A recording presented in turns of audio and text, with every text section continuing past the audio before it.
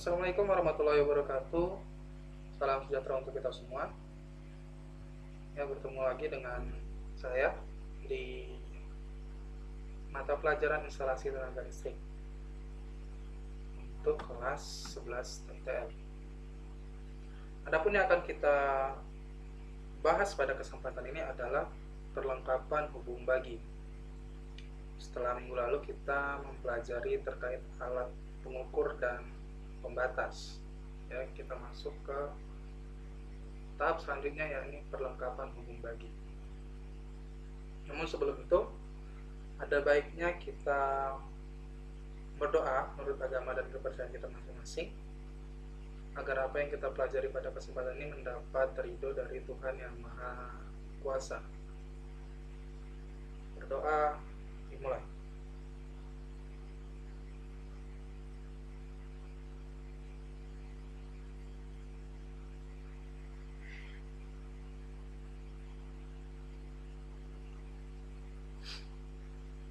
Ya, doa selesai.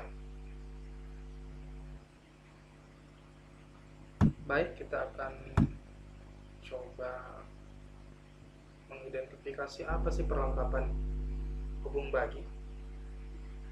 Ya, perlengkapan hubung bagi menurut Puil adalah suatu perlengkapan yang mengendalikan dan membagi sistem tenaga listrik, ya, membagi tenaga listrik atau mengendalikan dan melindungi sirkuit dan pemanfaatan tenaga listrik. Adapun bentuknya berupa box, panel, lemari, ya, mencakup saklar pemutus tenaga, papan hubung bagi, tegangan rendah, dan sejenisnya. Ya, jadi perlengkapan hubung bagi kalau umum di rumah itu kita bisa lihat di belakang KWH biasanya ditembuskan sebuah box, ya. Kita sering sebutnya sebagai box screen. Nah, itu adalah termasuk perlengkapan hubung bagi, ya, karena umumnya di dalam sebuah instalasi bangunan tempat tinggal, penggunaan tenaga listriknya itu harus dibagi, walaupun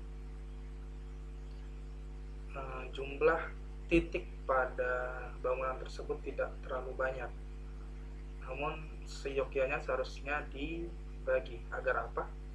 Agar apabila ada masalah pada satu bagian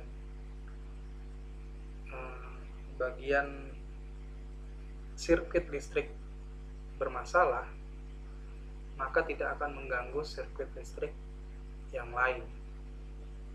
Ya, tujuannya sih seperti itu. Jadi apabila konsleting terjadi di sebuah kamar tempat tidur, itu tidak mengganggu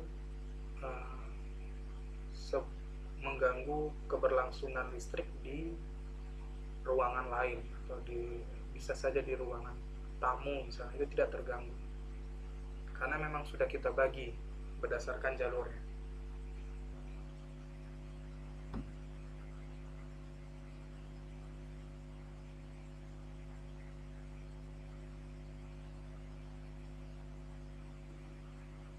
Ini bisa dibaca.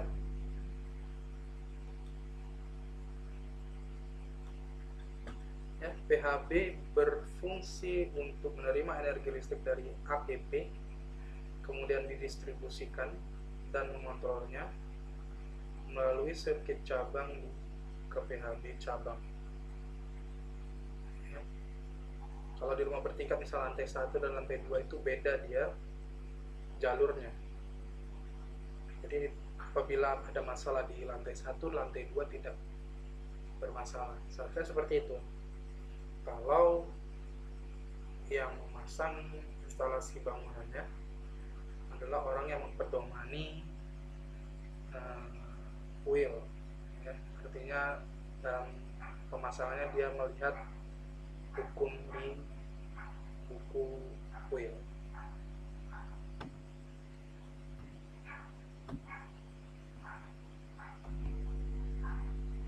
Nah, ini yang sering kita umum dilihat di rumah. Contoh sederhananya, kalau di rumah tempat tinggal seperti ini. Kalau di industri akan beda lagi. mungkin bisa berbentuk lemari kalau di industri ya. Kemudian ini contoh ekuivalennya atau diagram pengawatannya. Kita bisa lihat ini merupakan keluaran dari APP ya, fasa masuk ke MCB. Karena MCB-nya ada 3, berarti kita bisa pastikan bahwasannya dalam sebuah box ini ada 3 jalur yang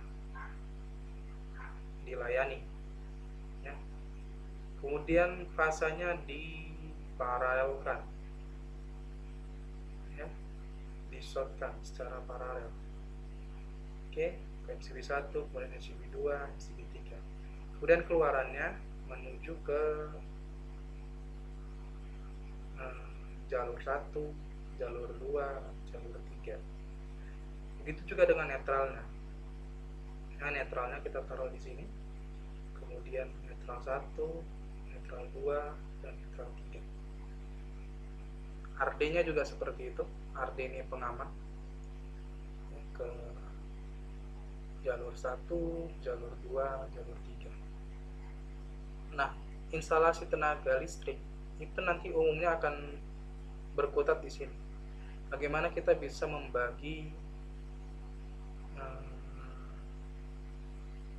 supply yang dari APP itu menuju ke sub-sub jalur ya, sub-sub jalur yang mungkin akan dibutuhkan sebagai sumber tenaga listrik.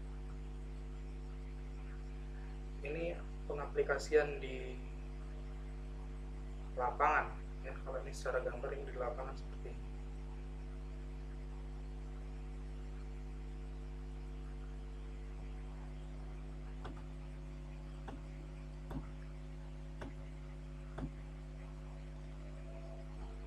Ya, penempatan PHB. PHB harus ditempatkan tidak lebih jauh dari 1 tingkat atau di bawah jalan masuk gedung,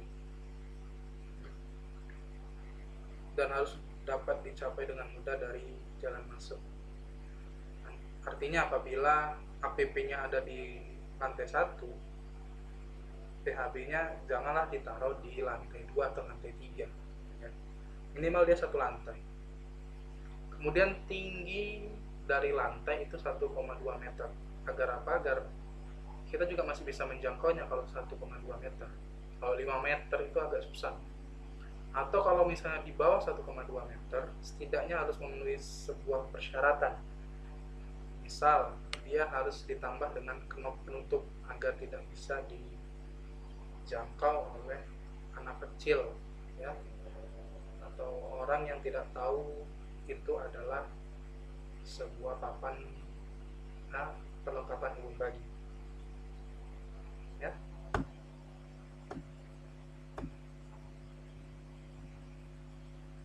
Ya, di dalam PHB ada peralatan tambahan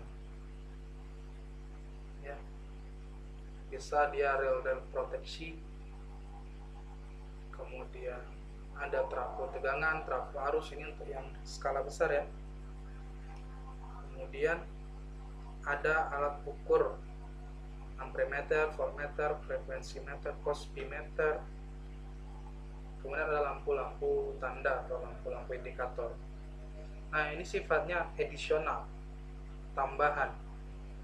Kalau rasanya memang sangat dibutuhkan sebagai reminder atau sebagai notifikasi, maka dipasanglah alat-alat tambahan ini pada perlengkapan hubung bagi. Kalau rasanya tidak terlalu membutuhkan, tidak usah harus dipasang karena sifatnya adalah edisional.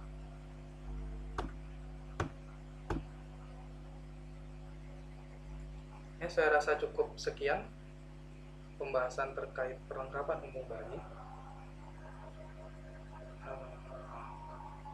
Nanti akan kita bahas lebih perinci di pertemuan berikutnya. Kemudian untuk link tugas akan saya share ke grup kelas nanti. Terima kasih atas perhatiannya. Ya, saya akhiri. Assalamualaikum warahmatullahi wabarakatuh. Tetap semangat dan sukses selalu.